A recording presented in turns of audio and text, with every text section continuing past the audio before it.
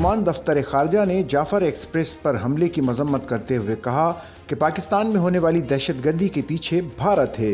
दफ्तर खारजा में हफ्तावार ब्रीफिंग देते हुए तर्जुमान शफकत अली खान ने कहा कि हमने अभी जाफर एक्सप्रेस दहशतगर्दी पर रेस्क्यू ऑपरेशन मुकम्मल किया है। जाफर एक्सप्रेस पर हमला भी बैरून मुल्क बैठी क़यादत ने करवाया और पाकिस्तान में होने वाली दहशतगर्दी कार्रवाइयों के पीछे भारत है। तर्जुमान ने कहा कि बलूचिस्तान में हालिया दहशतगर्दी में मुलव्विस दहशतगर्द अफगानिस्तान में अपने साथियों से राब्ते में थे। इस वाक़े के दौरान ट्रेस शुदा कॉल्स में अफगानिस्तान से राब्तों का सुराग मिला है। दहशतगर्दों की अफगानिस्तान में महफूज पनाहगाहें हैं। पाकिस्तान बारहा अफगान उबूरी हुकूमत से मुतालबा करता चला आया है कि BLA जैसे दहशतगर्द ग्रुपों को अपनी सरजमीन के इस्तेमाल से रोके।